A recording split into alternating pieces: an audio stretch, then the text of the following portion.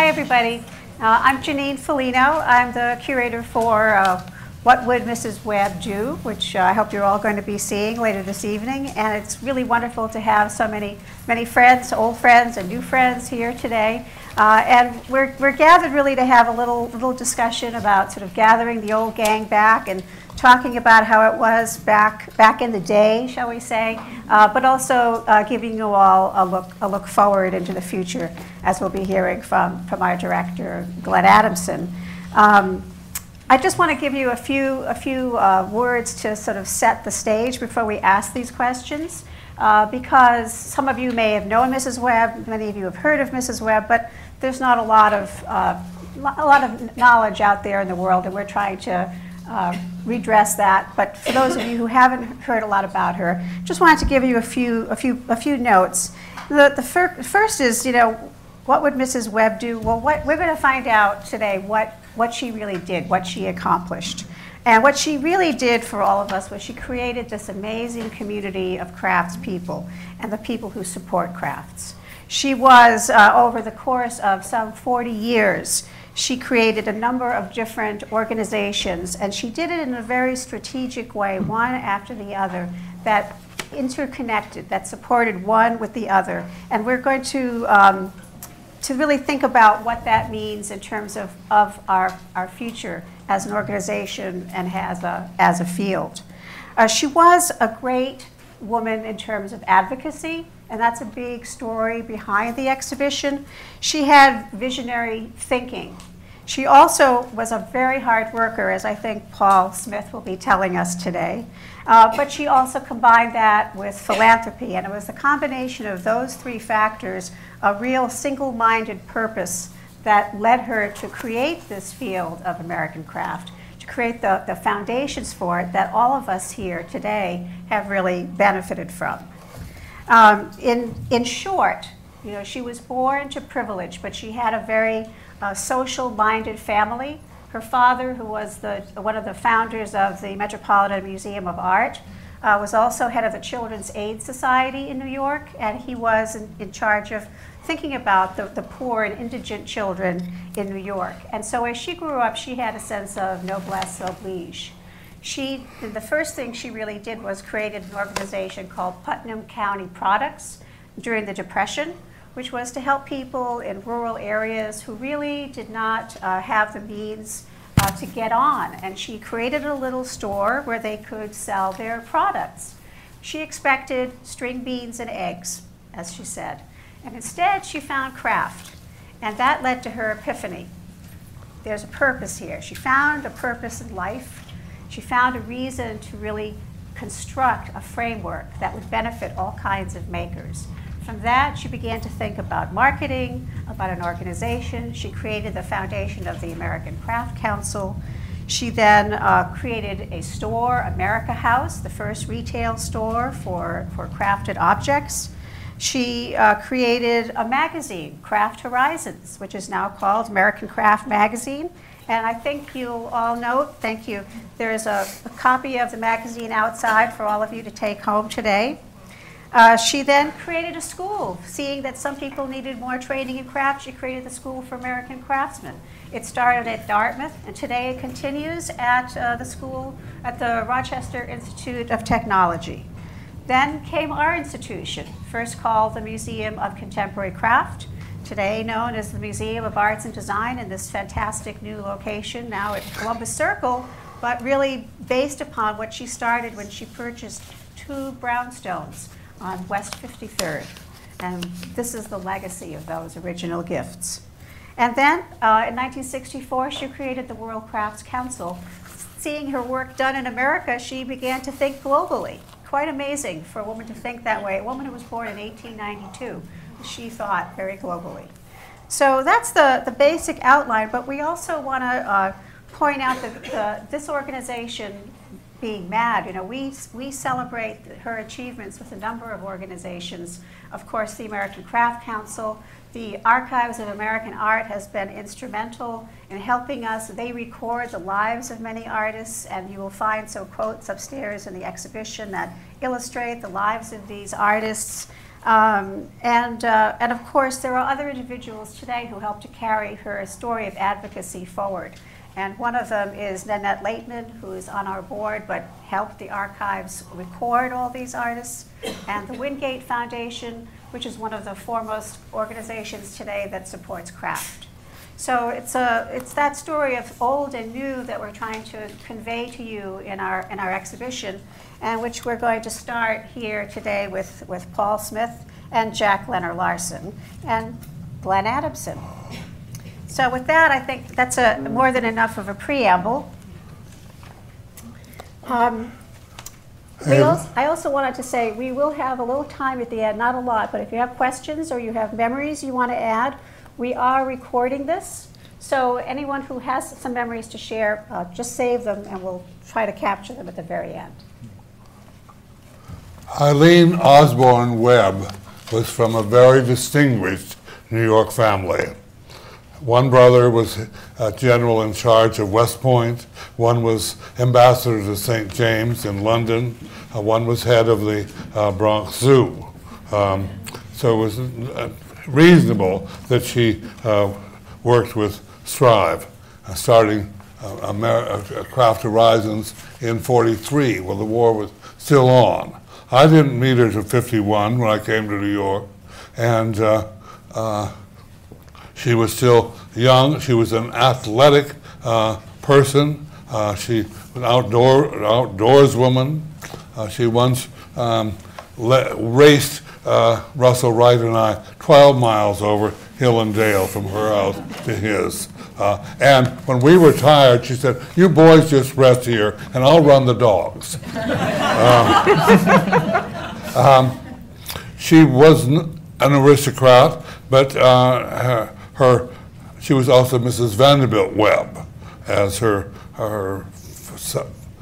husband was the son of a Webb from Vermont, an aristocratic family.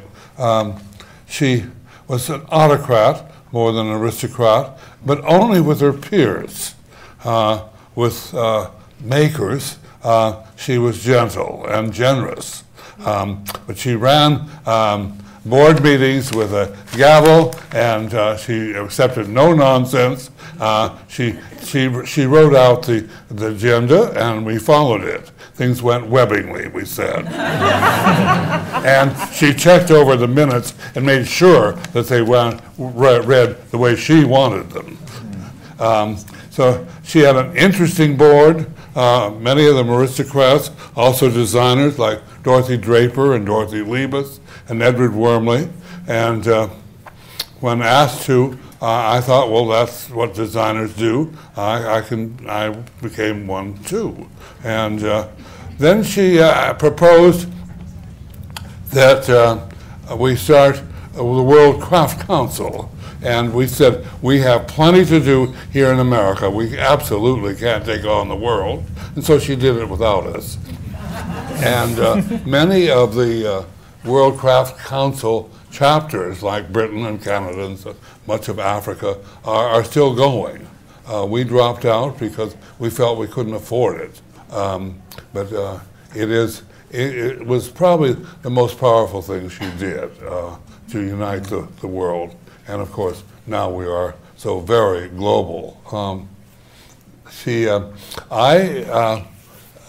started America House, and it worked well, but it lost more money than the rest of the council. And so I proposed that we close it and go on with the museum, which was then open. And she opposed me steadfastly, and she said, "But we don't want to kill the goose that lays the egg," and not realizing what she was saying. And we did close it, but it had served its purpose. And soon there were many craft galleries across country. So she took us to all parts of the world, to Asia, to Ireland, to Peru for World Craft Councils. And very importantly, we also had each year an American craft council in a different city, starting with Monterey and for the Selamar conference. My roommate was Charles Eames. It was creators of all sorts were there. It was an important thing. It was there that we formed the Craft Council, and from there the museum. All of this larger, expanded activity came from the Dodge Fund. It was an unexpected legacy she got from an unknown aunt in Europe. And with that, and with her husband's passing, she was free to move much faster, and she did. Paul, would you want to favor us with a few impressions? Some very good things have already been said. I just want to begin by saying how important I think it is that the museum is doing this exhibition and this program is taking place, because it really is a very appropriate and important thing to do to honor her legacy. I mean, she historically has such an important role in the relationship to the past as well as the present of this organization. And for me, it's also very personal, as I was not around. I was very young when she was beginning her I calculated today I was probably about 1 year old when she started her first marketing endeavors. And I was still young when I first met her, actually 26 when I joined the staff of ACC. But I think that she really was such an important person on so many levels.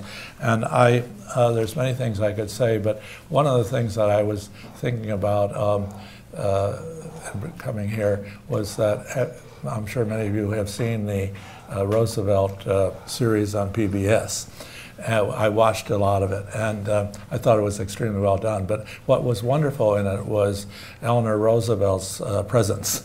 And I couldn't help but thinking of Mrs. Webb and Eleanor and what she was doing, because they paralleled so much. And they also, I think that what was also really interesting is that the two of them were characteristic of a generation of people who were born into wealth and privilege, but they were nurtured into contributing some way to society. And on a very basic level, one of Mrs. Webb's overriding kind of continuous interest was in helping people. And that was something that in her memoirs, her mother was fostered with being president of the Bellevue Nursing School. As Jack has mentioned, the whole family was very involved in helping in some way. But Mrs. Webb and her husband Ben were friends of the Roosevelts. And in Mrs. Webb's memoirs that she wrote when she was 85, which I've been just reading again, she talked about Eleanor giving her first political speech. Mrs. Webb, prior to getting involved with the craft scene, was very active with the Democratic Party, and she chaired the Democratic Party in Putnam County. So she must have had some kind of event. And in her memoir, she talks about Eleanor, who, and this is rather funny, terribly dressed as usual, with her hands shifting from the nervousness of her papers. And that was her first political speech. Another thing she refers to is that later Eleanor walked up 4 flights to where she must have had a studio for painting or whatever, with somebody else to discuss how to improve women's role in the Democratic Party. So, and then I do know that she once told me that they did go to the Roosevelt inaugural. So I just thought that was kind of an interesting thing, because it kind of characterizes, in a way, Eleanor, of course, went on to do so many worldly things. But as you think about, this has never been explored, but it would be and we'll probably never find it out, but one could well assume that Mrs. Webb was very influenced by what was happening. I mean, with the New Deal of the Roosevelts and the Depression, yes, and the marketing thing, and Eleanor's Valkill Industries, all of that sparked a really thought in my, yes, mind that this is a whole interesting area, yes, that maybe some student might explore sometime. I'm not sure where you could find, but it is sort of it just came out of my thinking about this, and I just felt I had to say that. Yes, a really great progressive background, and it really propelled her. And of course, I mean, even the World Crafts Council. I mean, Eleanor went on to be involved with world activities, and so there's many parallels. But I want to come back to when I met her, actually. Okay, yeah, and I also wanted you to tell, I think people forget, you know, how the museum was just in a little brownstone when it started. And you've often told me stories about just how you all sat together almost cheek by jowl and close by one another. Would you share a few of those memories? I will, but I'm just going to give the preface to that fact. I met Mrs. Webb for the first time in 1957 when I came to join the staff of the American Craftsmen's Council. It was then called now American Craft Council. And it was, I came from upstate New York, and it was a great exciting thing. And the museum was 1 year old. So, and all the staff and the total organization, the magazine, and it was housed in the museum. Mrs. Webb had her office on the 3rd floor, and there was a conference room next door where Jack used to attend the board meetings. And so I met her there, and I do remember I was 26 and she was 65, so she was like my grandmother. But I was very impressed with her presence and elegance and all her background. And she had a kind of what I call a kind of a presence about her that is hard to describe, except that she was also down to earth, as Jack was saying. I mean, so, and I think that she often wondered where I came from and how Dave Campbell, who hired me, found me.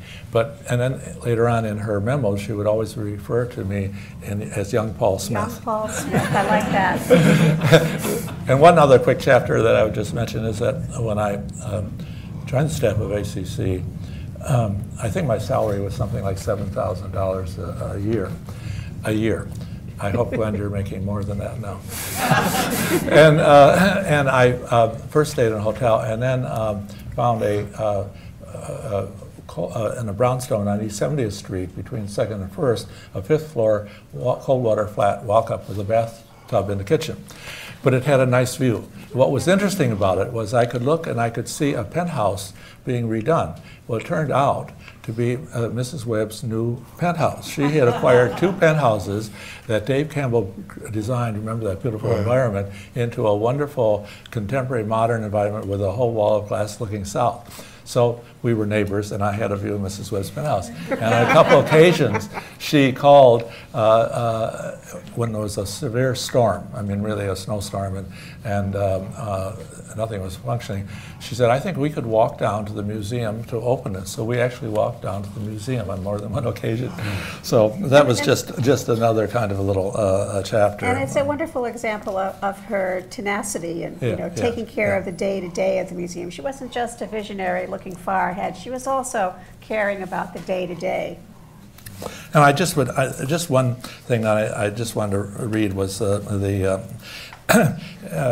her memorial service, which we arranged in 1979 at St. Peter's Church.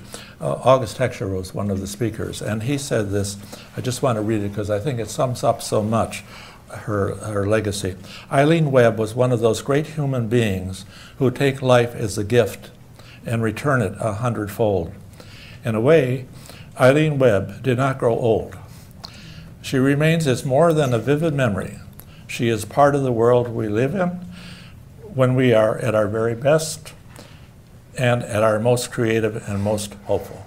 Oh, that's lovely. Lovely. So let's turn back to Jack. When did Mrs. Webb and you, when did you two meet? Could you tell us that story? In 51. And you so you had just moved to New York a few years before? The American Craft Council was then upstairs over the America House. And our first exhibits were Young Americans. Right. And I participated in those because I was one, and it was amusing. When I was 29 was the last year. You had to be under 30. Under 30. And I sat with her at the dinner, and she said, "Jack, you're still in the 50s, aren't you?" And she could make those kind of bloopers, but get away with it. Now, you both knew David Campbell, who was a very influential director and also an architect. He designed the interior of the first museum and actually the second building as well. Would one of you, who wants to, share a few memories of David? Dave hired me, and basically I came to New York because of Dave. He was a Harvard-trained architect, studying with Gropius, but he became involved with the New Hampshire League of Arts and Crafts, and that got him involved in a very deep way where he made a big contribution. And in the early days with Mrs. Webb, she was bringing together and connecting with existing organizations, and that's how they got together. He was the first trustee, but then it escalated into more involvement. And so when the Museum of Contemporary Crafts was born, he was actually the architect who designed it. But he was a really special person, and I would just make a brief statement, was that I think he was a very important balance with Mrs. Webb. Mrs. Webb was a visionary with an idea every day, and I think that she depended upon people to implement her ideas.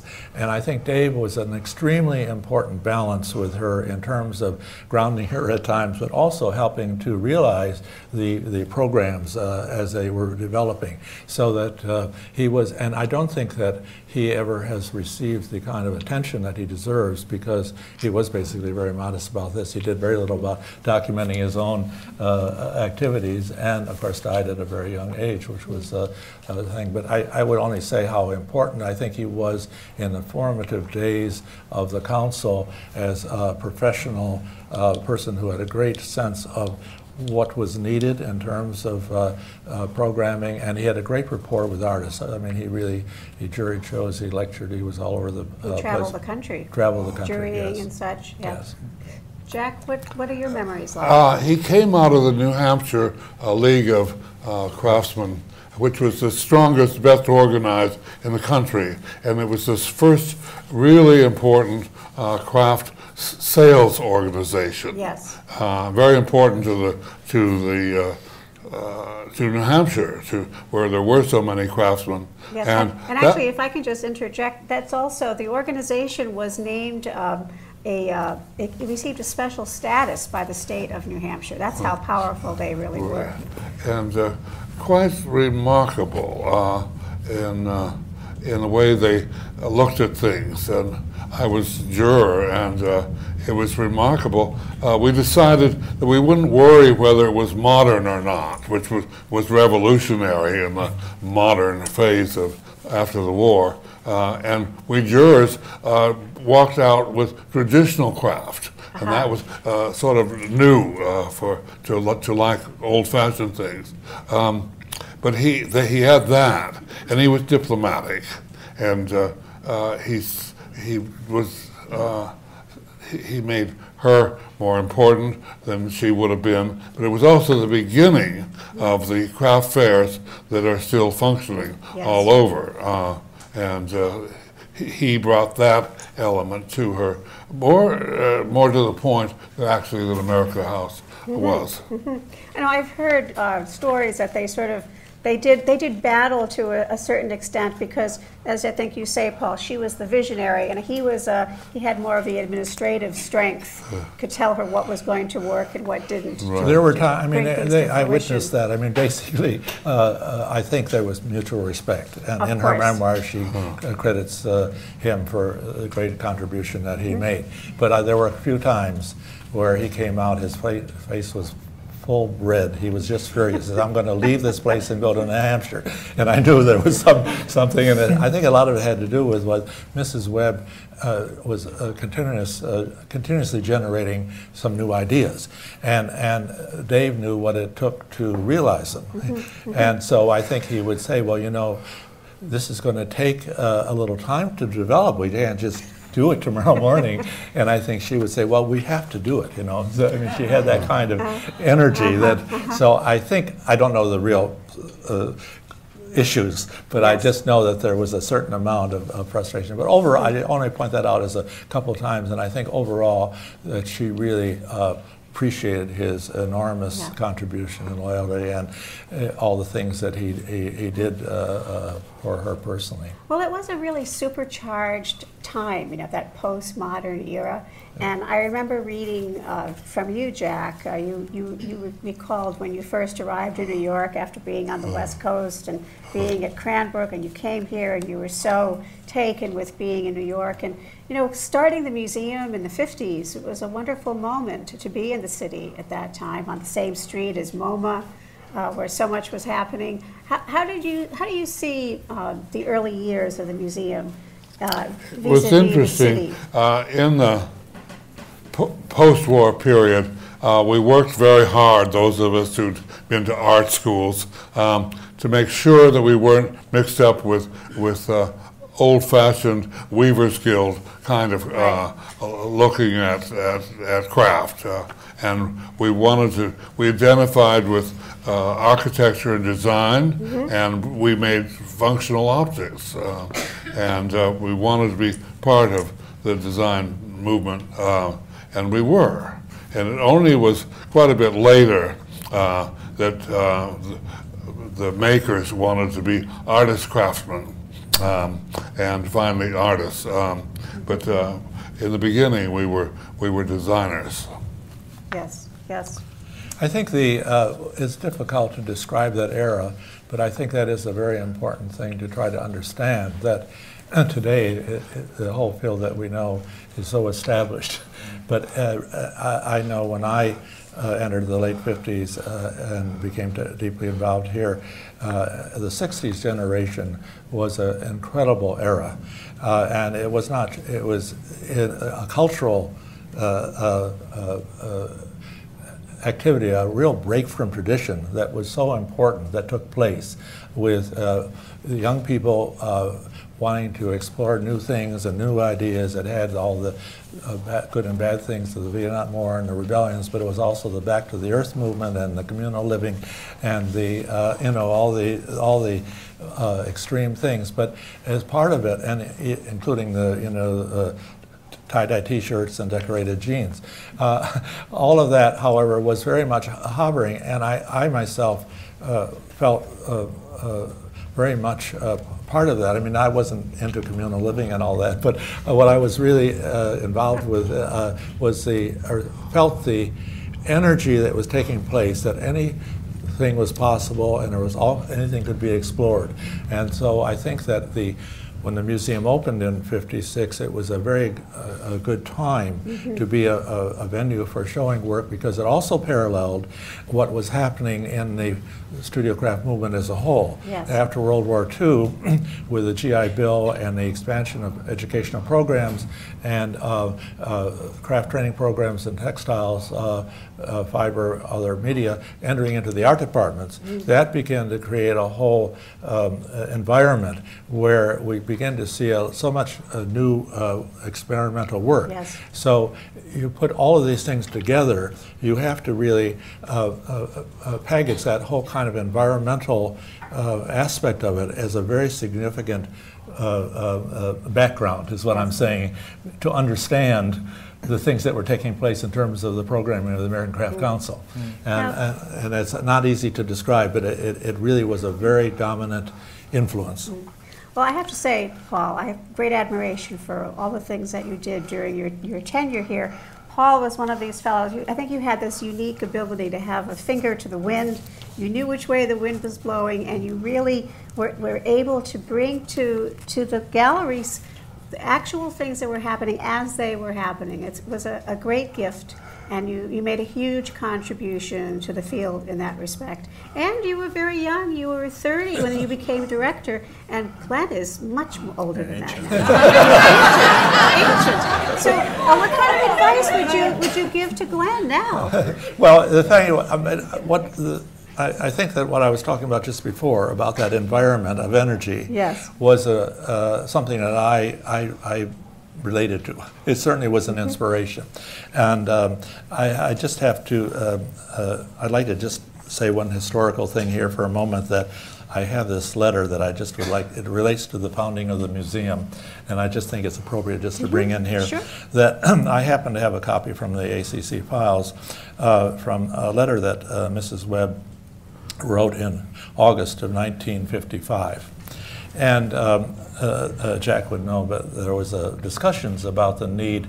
As space at America House was very limited for shows like Young Americans. There was the designer Craftsman 53 show at the Brooklyn Museum, and there was a need for the expanding staff to match the expanding programs of ACC, as well as to have a permanent exhibition space. So there had been discussions with CBS and other locations, and I'm not going to read this 4-page letter, but I just want to say something because it's very interesting. She talks about Dave Campbell's increased position and whatever, but she said, through Renee Donacore, and Renee Donacore was the director of MoMA, but he was also on the board of ACC. She said, I heard of a 25-foot brownstone house 2 doors west of the Museum of Modern Art on 53rd Street, which was for sale at a price owing to a 30-year restriction on height that I could meet. And after much thought and consultation, I bought this building. This is a letter to the treasurer of the board. We'll do it over and meet our needs, and then give it to the EC, as it was called, as the first installment of the endowment I have long planned to give and leave to the council. The punchline is, I realized this was perhaps something on which I should have called a meeting.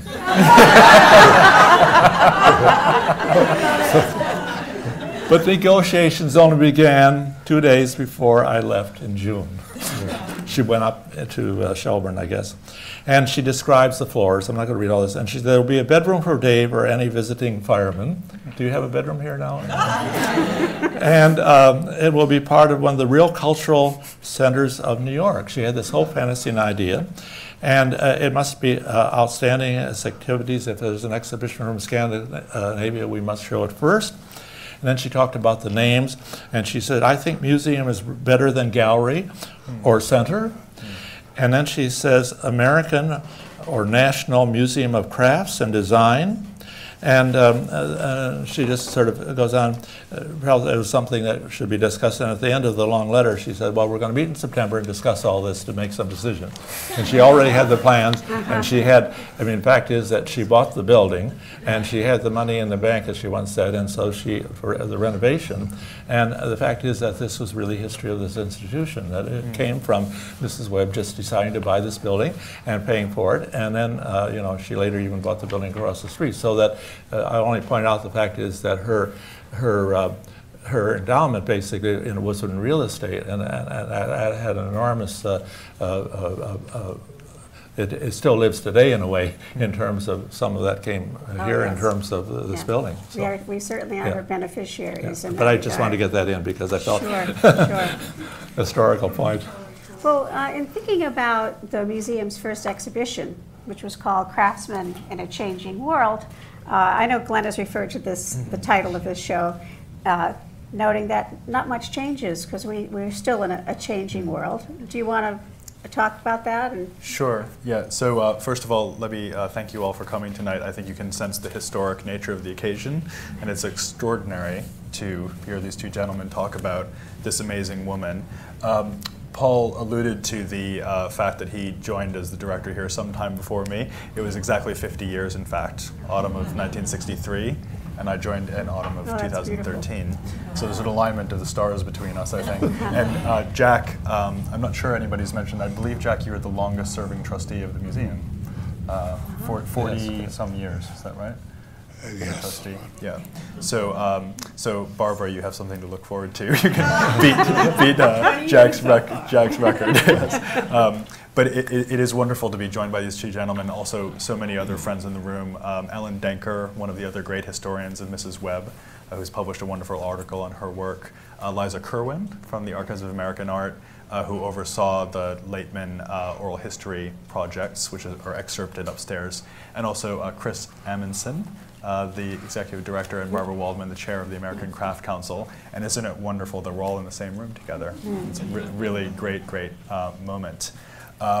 So just to get back to your question, Jeannine, Craftsmanship in a Changing World, the first exhibition ever held at the museum in 1957, I do think that that's still a very appropriate slogan for us today.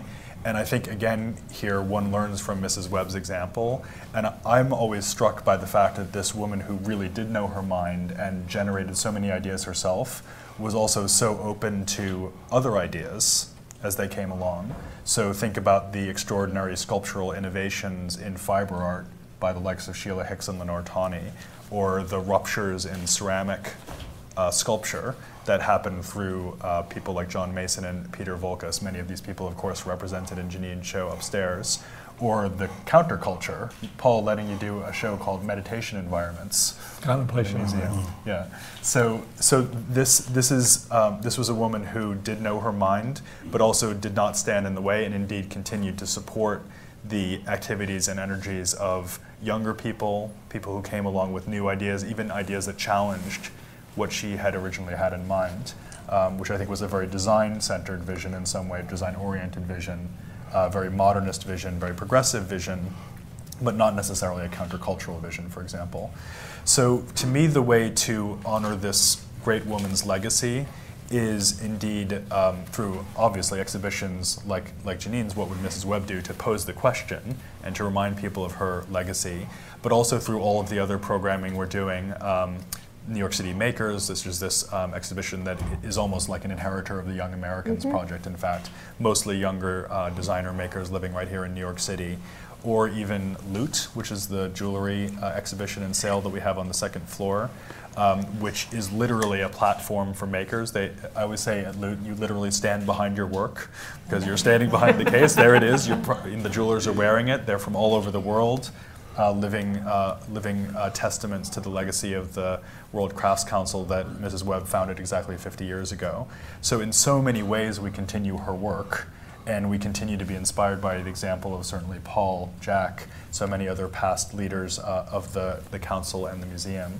And I feel a tremendous sense of continuity with her initial spirit back to the string beans and eggs years of the 1930s. And it's amazing to think that you know, when she passed away, I was 7, and yet so much of what she was thinking all the way back in the period of the Great Depression is still absolutely relevant today. Completely.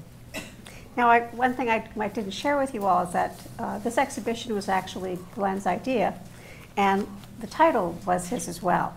And I love this title because it has a kind of a subversive edge to it, referring to the phrase that people used to use for a while. It was popular, especially with kids. What would Jesus do? And here we have, what would Mrs. Webb do? And I think there's a certain, moral imperative that's part of this. Could you speak to that? Sure. So yes, there's a subtle sanctification going on in that title, but it also was meant as a very literal question. Can we imagine what she would make of 2014? Would she be dismayed? Would she be thrilled, maybe in equal measure, at what's happened in the world since she was alive? And also, what would she in fact do with her wealth, her financial resources, with her incredible organizational skills, and with this team that she assembled? And so I suppose to some extent I wanted the exhibition to be a kind of call to action, as well as a remembrance of what had been achieved. And a big part of that, to me, is building the big tent and saying anybody that cares about making, whether they are wealthy or not, whether they are makers or not, whether they are in New York City or in Argentina, that this museum should be a place for all of them to gather, and that she can still be a kind of pole star or tent pole to gather around. And so I did mean it, I suppose, as a very literal question. What would Mrs. Webb do? And I try to ask myself that question all the time. For those of you who haven't seen the show, you'll note that, or I should say, some people say, did Mrs. Webb buy all these objects? And that's one of the confusing aspects of the title, but if once you go up, you'll realize every person who is in that show benefited enormously from her vision, whether they lived during her time or those who made things in the last few years, because we have objects from a whole range of time represented in the exhibition. So that's also an important aspect, that Mrs. Webb what she did was she created that platform for all of us to thrive on. Yeah, it's interesting that she wasn't a collector, isn't it, Jeannine? We've been talking about Yes. this as well. And I should say, Jeannine, I mean, I think you've done such a fantastic job curating the exhibition also, so I really thank you for your dedication to the project. And one of the wonderful things that came out of it was the opportunity to reveal so many treasures from the collection. It's just one object after another, one artist after another. You think, how could I not have seen that before? Or, oh, I'm finally seeing it for the first time in person instead of in a photograph, or I didn't know about this. And they really are some of the absolute highlights from her collection. I think it's very interesting that you can tell her story, not through what she collected, but through the things that she made possible. Correct, correct. But now, another question. A lot has changed since her years. People originally were making objects that were really about the beauty of the material, that first generation of craftsmen. Fast forward to the present, and we have shows like Out of Hand, where things are being made in a computer-aided manner. And at the same time, those great programs that had been expanding in the post-war period, in large measure thanks to the GI Bill, are now in a period of constriction. It's quite clear across the board. What do you see going forward? What kinds of work are you expecting to find, or what would you like to see? Yeah, you're quite right to point to the lack of funding in the educational sector, and the risk, of course, is that the next generation of makers won't be properly prepared to embark on careers, or won't have the skills that they need. And I do think it's a constant battle to make sure that art education at all levels, from kindergarten through postgraduate, pays attention to the technical skills, has the requisite equipment, has the requisite training so that people can make things of real, lasting value. So that certainly is a problem to contend with. On the other hand, I think that the prevailing winds, as it were, you said earlier that Paul always had his finger to the wind, and I think if you were to try to work out what the direction is today, I think it's in fact extremely favorable for people who are interested in making and craftsmanship and artistic creativity. And I always think that, you know, Mrs. Webb probably would have loved 3D printing. You know, if she could have gotten her hands on one of those, she would have said, this is fantastic, what can we do with this? And if you think about it, there's actually a kind of pendulum swing that happens back to the ideas that she was working with, the title Designer Craftsman USA from the 1953 Brooklyn Museum show, for example. That too seems very relevant, because I think we're now seeing, and of course we emblematize it in the title of our museum, Museum of Arts and Design, this broad cross-disciplinary activity where skill, per se, the ability to make things by hand, is being married to advanced technology and also what you might call limited run production, small batch production, which was very much the idea of the 1950s. Not so much the idea of the 1970s and 80s when it was the singular sculptural object, but instead it's about the way that artists can really have an economic impact directly through their production, through their work.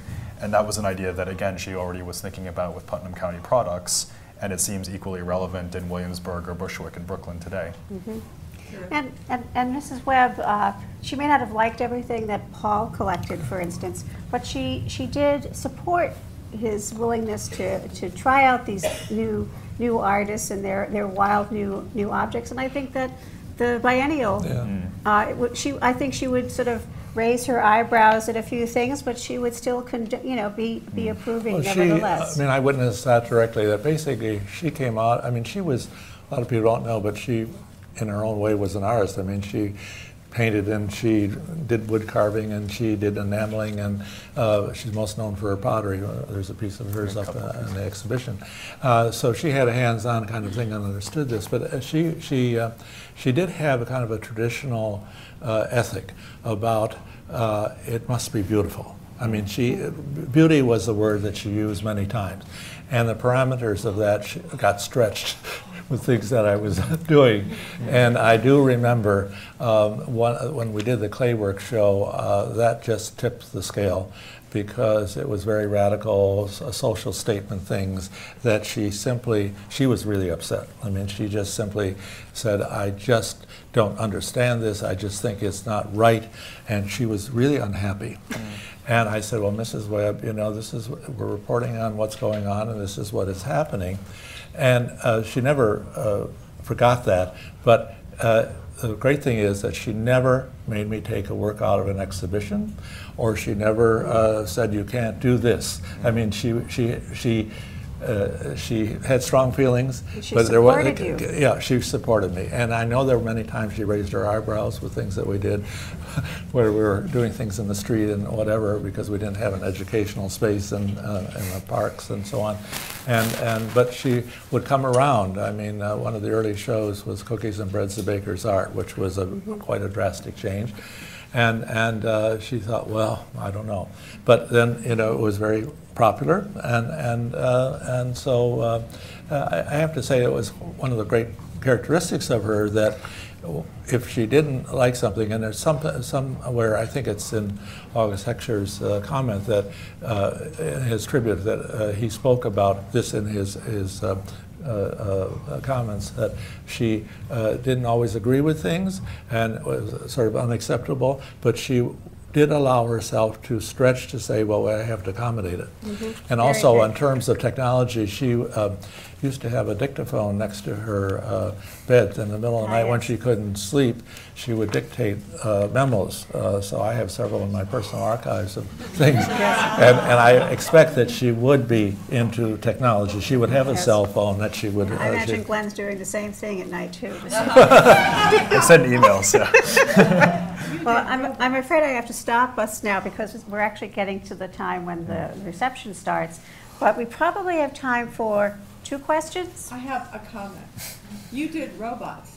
Yes. Remember that? You didn't bring that up. No, I have one comment about the history. When we were in the late 80s and early 90s, beginning to envision where we are today, the name and the place, and to really expand, we tried getting in touch with the heirs of the Webb family. We tried getting in touch with the heirs of the Webb family. And that your story about her buying that building makes me chuckle a little, because they wanted absolutely nothing to do with us because she had spent their inheritance. But it was very well spent. Any other questions? All right.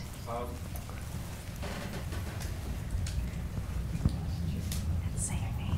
My name is Andrew Page. I'm the editor of Glass Quarterly magazine, and I was just curious why this exhibition today?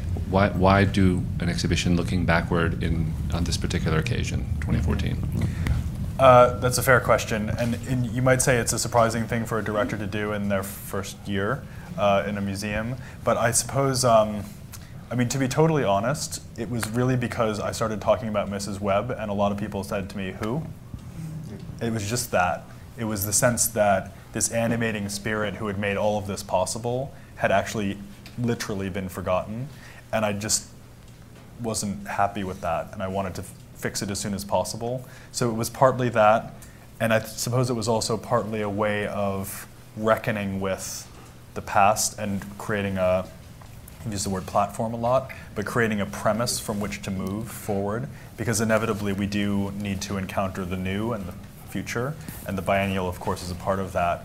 But you know, the thing that made me happiest when Mrs. Webb show opened was that the reviewer for the New York Times said this is a perfect kind of opposite or balance with the biennial, because it shows you where the museum's been, where it might be going. One exhibition is very quiet, the other is very chaotic. One exhibition tells you this linear narrative that we already understand. The biennial opens up a lot of space that's quite difficult to navigate, possibly. And between the two of them, you capture some sort of truth. And so I am very pleased that they happen to overlap by about a month. I think we're probably out of time. Okay. Do you want to invite everyone? Yeah, so again, thank you all very, very much for coming and for listening to this fascinating conversation. I would like to invite you all upstairs. We have a little reception upstairs. We originally thought of it as a VIP reception, but for now you're all VIPs. So thank you very much for coming. And again, a warm welcome to our guests from the Crafts Council, Archives of American Art. Big thank you to Jeannine for moderating.